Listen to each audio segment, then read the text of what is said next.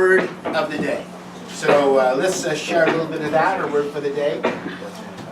It says 19th centuries have come and gone, and today Jesus is a central figure of the human race and the leader of mankind's progress.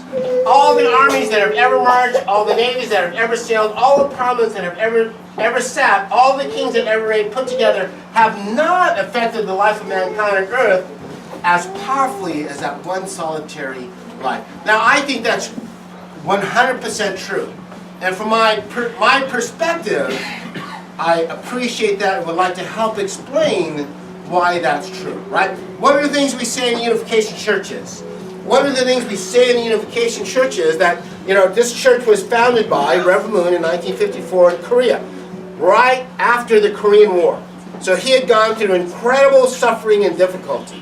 He said, this is what I felt in my prayer. We're going to talk about him a little bit more in a second. He said, but what I experienced was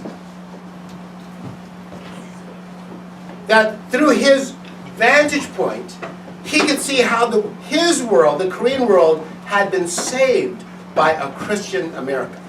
Let's go through that a little bit. So how does it work? We'll show you. So we are celebrating Christmas. In the USA, we have lots of holidays.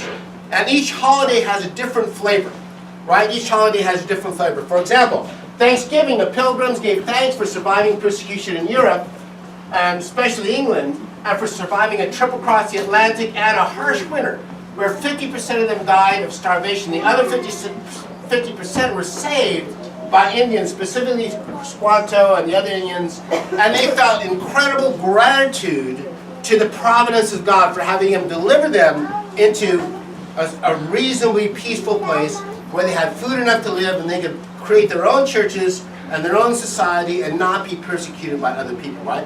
So we have Thanksgiving Day based on that. Thanksgiving means, what do? We give thanks to God. Usually on Thanksgiving Day in the USA, we have a big feast. Everybody says a prayer at the beginning of the meal, and then after that, people watch football. How did football get in there? I'm not really sure. Nevertheless, it's still Thanksgiving Day, right? And it's a universal holiday, or holy day. Also, we have the 4th of July, or Independence Day. That's another holiday celebrated in America. Like Christmas, we celebrate it differently, though. We celebrate being saved from tyranny of Europe. England again. Doggone it. Anyhow, since there was a terrible war, we celebrate the 4th of July with what? With fireworks, right?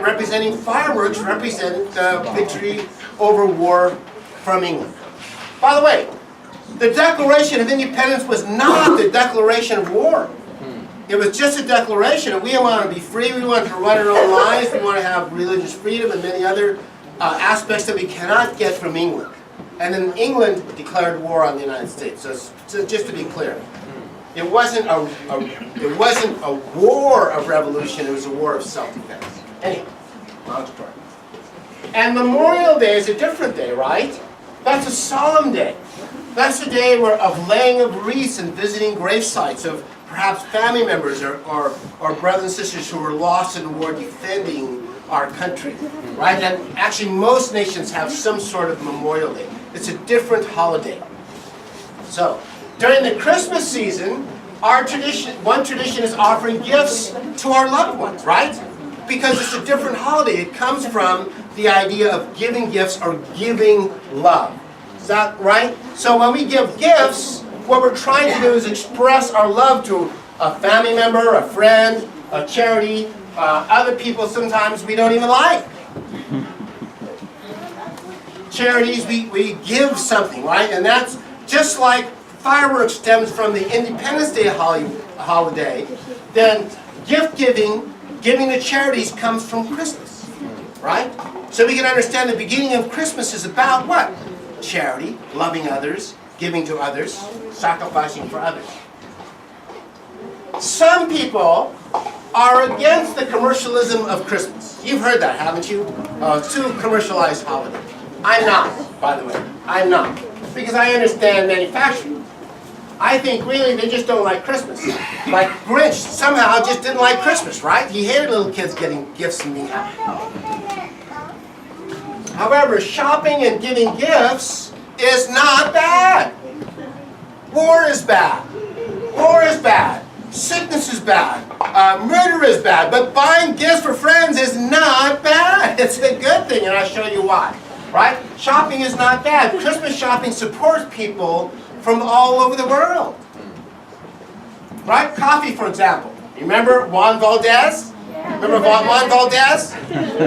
Right? When you guys go out and buy coffee, then Juan Valdez and his sister Juanita Valdez and his weird uncle Jose Valdez, what happens? They all prosper based on you buying coffee to express love to somebody, that you love, right? You buy them a coffee gift, or you buy coffees for something, or some other kinds of gift. Then what happens? Juan Valdez and his weird uncle Harry Valdez, they all benefit and prosper. In fact, that's the source of the whole world's prosperity. Christmas. So when we say that Christmas, we should be grateful for Christmas, and that Christ influenced the world more than any general or king, this is one of the things that we mean, right? For example, gift-giving creates wealth. Gift-giving creates wealth all over the world. People who are poor think, I can grow coffee trees here and sell coffee to the Americano gringos, and then we'll become wealthy. And then, based on that wealth, that's the reason they call it Black Friday, because many companies, creators, artists, machinists, manufacturers with millions of employees, farmers all around the world, earn profit and pay wages that allows their employees, allows people to feed their families, allows them to buy homes and raise their children. So Black Friday is good because actually Black Friday goes all over the world. If America goes into recession, everybody goes in recession. But if we have a great Christmas season, people in Africa benefit, people all over the world benefit from that generosity. So this is one way that Christ influences the world, actually more than any king or queen or parliament or army or navy, because everybody gets wealthier, healthier, or more prosperous based on this specific holiday, which is why I really appreciate Christmas. One of the many reasons. The name of our church is the Holy Spirit Association for the Unification of World Christianity. Because, there's 2.2 billion Christians in the world. And we believe that there's a purpose for those 2.2 billion Christians. There's a purpose for them to be united, right? You may know that Christianity flourished in Korea, right? Our church was founded in Korean, and in fact, there's Koreans here in the room with us right now. Following missionary Christians who traveled there in the 1880s. So Christianity came to Korea in the 1880s, and there's this incredible flourishing of Christianity in Korea. In fact, about 45% of Koreans call themselves Christians. They're probably the only Asian nation to have such a high proportion of their demographics call themselves Christian. And actually, some of the biggest churches in the world are Korean churches. So, Reverend Moon's family, the founder of our church, was fervently Christian. And during that time, he grew up in the 20s and 30s, which none of us here probably grew up in the 20s and 30s. But during that time, it was a really difficult time. Reverend Moon said he met Jesus. Reverend Moon said he had this incredible visitation from Jesus Christ on Easter morning, and that Jesus revealed to him many aspects of life, the Bible, the universe, God's will, God's goal, God's hope for humanity in that moment. And through the years, he tried to explain it, and that's why we have a room full of people here, because of those explanations. And I'll explain some of them to you. During that revelation, it was revealed to Reverend Moon that the work of the Holy Spirit for the last 400 years is to prepare the way for the kingdom of heaven on earth, or what we call full salvation for mankind. And it's centered on the Holy Spirit and the Christ Jesus. And he explained that to us, and I'll show you some of those points that he made. Through that revelation, Reverend Moon could see the salvation work of Jesus Christ at work, for example, in the Protestant Reformation of the church, which ended the Inquisition, the Crusades, and many other mistakes of the early church, right? Sometimes you read about, Christians are evil. They had an Inquisition 500 years ago. Yeah, they had an Inquisition 500 years ago, and God inspired Martin Luther to end the Inquisition and the Crusades by the Protestant Reformation, and that's exactly what happened. Likewise, Reverend Moon could see that the salvation work of Jesus Christ at work in the Christian church, which brought Puritans, Quakers to America and others, and founded a country based upon what? Basic rights endowed to us by God, such as self-rule by representative democracy. That was a strong Christian ethic that those Puritans and Pilgrims brought to America. That we should have laws endowed to us by God, such as self-rule, freedom of religion, freedom of assembly, freedom of speech, freedom of self-defense, private property, and equal rights under the law. And that's why we live in a country now where all kinds of people, we can have an international movement or an international church without fear of persecution. Does that mean they can't persecute us? No, it doesn't, by the way. But nevertheless, the law protects us from severe persecution. Isn't that right? And we say it came from this original work. When you read about the laws of the Constitution and the Bill of Rights, where does it come from? It comes from a Christian understanding of what the rights of human beings actually are. And because of time, I don't have time to explain all those things. Reverend Moon sees the salvation influence of Jesus Christ in the work of the church, which raised men like William Wilberforce, George Fox and the Quakers, and other Christian abolitionists who fought against slavery until every slave was free. What was the abolitionist movement?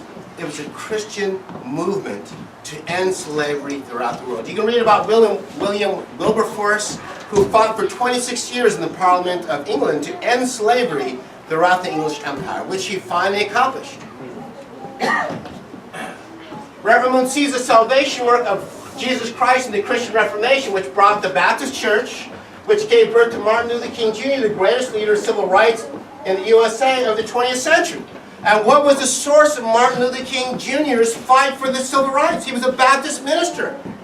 He said very clearly, every genuine expression of love grows out of a consistent and total surrender to God. That's how he could face bombings. You know, he was stabbed and missed his heart by just a centimeter. He almost died in the operating table, but he was saved. They bombed his home. They bombed his church. They did all. They threatened him. They put him in jail. They did a million things. How did he survive? He said, the only way I can survive is by faith in God. I've been to the mountaintop. I've met with Jesus, and I know this is the right thing to do. So from Christianity, we get civil rights, which I really appreciate a lot. And this is from me, by the way. Spanish missionaries to America. My ancestors, right? Well, I grow my hair long. And people wonder, is Pastor Frank a hippie? No!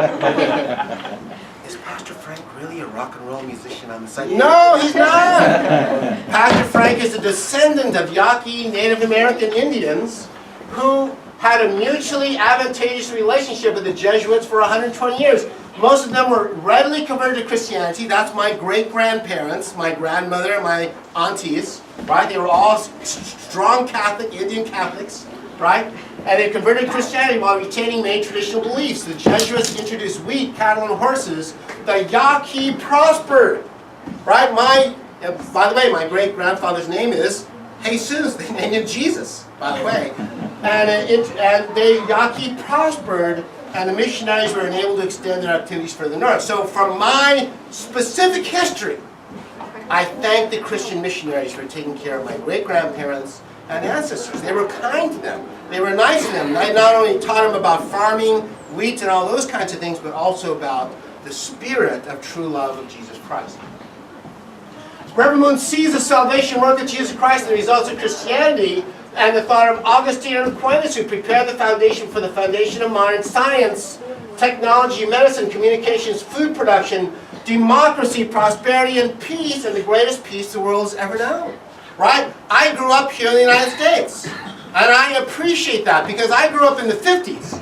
I grew up in the 1950s when if you read about the world, there was famines in India, famines in China. There was famines and disease, and people were dying by the millions throughout the world. And I would read about that as a little boy and be grateful that I lived in this incredible country. Who do I owe that gratitude to? I believe I owe that to God and to Jesus Christ, who essentially founded this country through their ideology. Reverend Moon sees the salvation work of Jesus Christ and the results of the Protestant Reformation, which brought the ideal Christian missionaries, charities, the Salvation Army, the cures for smallpox, polio, tuberculosis, the understanding of sepsis and antisepsis by Louis Pasteur, who is a Catholic, a biochemist. When you drink pure water and you don't get sick, you can thank Louis Pasteur, a Catholic biochemist, for coming up with the understanding of pasteurization, purity, and the reason you don't get cholera or yellow fever or many other kinds of diseases because of him. And also by the Green Revolution by Dr. Norman Borlaug. Anybody know who Dr. Norman Borlaug is besides me? Anybody know? 2 people? 3 people? Let me explain to you who Dr. Borlaug is. Dr. Borlaug was one of the early trustees of Bread for the World. Bread for the World is a Christian organization that focused all its energy on feeding poor people of the world, right? They understood Christ's message to feed the poor. However, Norman Borlaug wasn't a normal person. He was a scientist. He was an agricultural scientist, right? Bread for the World is a Christian organization. So at his funeral, he was described as a devout Lutheran. We're back to Lutherans again, God bless them. Whose faith was the motivation for his mission to use science to feed people. This, according to his daughter, who is quoted in the article, it also explains that he regularly attended church when not out working in his mission field, which was farming technology. So this is him, right? America, Norman Borlaug, and the end of the famine at the end of the 20th century. Norman Borlaug was the main reason there aren't famines right now in India, or China, or Japan, or Mexico, or Central or South America, right? You don't read about famines anymore. When I was a kid, there was always famines, and it scared me all the time. And by the way, in the late 1960s, most experts said that global famines in which billions would die would soon occur. Biologist Paul R. Ehrlich wrote in his 1968 bestseller, The Population Bomb, that the battle to feed all of humanity is over. This is the 1960s, by the way. In the 1970s and 80s, hundreds of millions of people will starve to death in spite of any crash programs embarked upon now. Ehrlich also said, I have yet to meet anyone familiar with the situation who thinks India will be self-sufficient in food by 1971. And India couldn't possibly feed 200 million more people by 1980, right? They're still making those predictions, by the way. Still making those predictions. However, Ehrlich's predictions failed to materialize when India became self-sustaining in cereal production by 1974, only 6 years later. Right? Why? Because of Norman Borlaug. As a result of the introduction of Norman Borlaug's dwarf wheat varieties. Again, he was a scientist who thought feeding people was the most important thing he could do with his science, right? What America through Dr. Borlaug did was to create what has been labeled the Green Revolution, where he revolutionized farming not in America, but throughout the rest of the world, right? He said, food is the moral right of all who are born into this world. He said, almost certainly, however, the first essential component of social justice is adequate food for all mankind. So he spent his time actually accomplishing that. The Green Revolution usually refers to the transformation of agriculture that began in 1945. One significant factor in this revolution was the Mexican government's request to America to establish an agricultural research station to develop more varieties of wheat that could be used to feed rapidly growing population of Mexico. Why don't we grow our screen a little bit? Grow, screen, grow. Grow. Grow bigger. Okay, good. Stop. Stop it. Right? In 1943, Mexico imported half its wheat, but by 1956, the Green Revolution had made Mexico self-sufficient. Self-sufficient in food production. By 1964, Mexico exported 500,000 tons of wheat. The associated transformation has continued as a result of programs of agricultural research, extension, and infrastructural development. These programs were instigated and largely funded by the Rockefeller Foundation, along with the Ford Foundation, among other major agencies. So what happened? These giant foundations, Rockefeller and Ford Foundation, were made because Rockefeller and Ford felt some, shall we say, guilt of being so wealthy.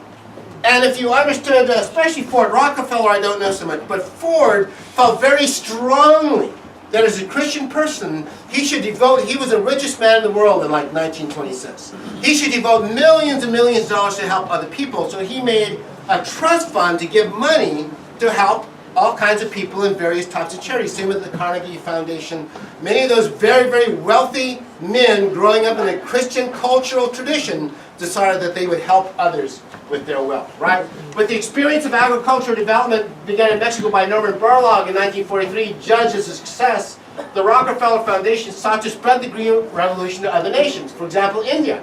In 1961, India was on the brink of mass famine. Borlaug was invited to India by the advisor to the Indian Minister of Agriculture, M.S. Swaminathan. India began its own Green Revolution program of plant breeding, irrigation development, and financing of fertilizers, and that saved India.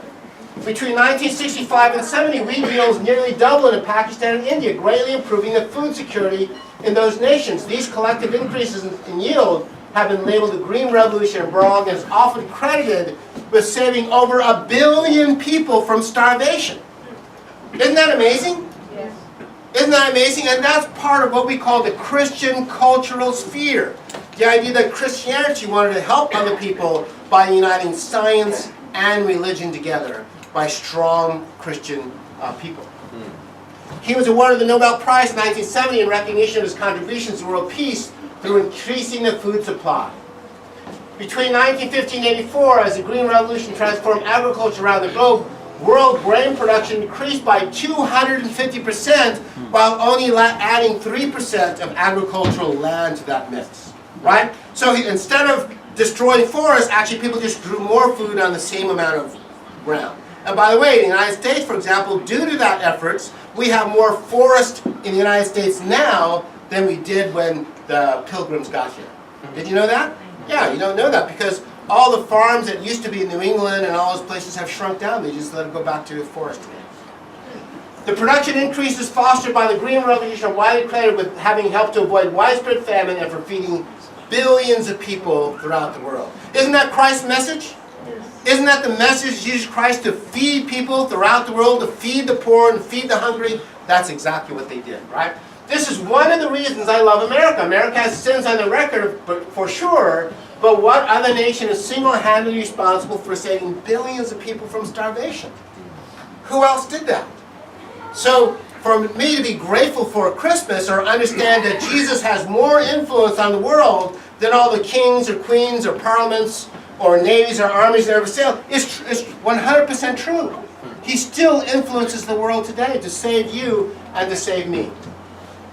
Dr. Borlaug is an American and grandson of Lutheran minister family. So, this is his words.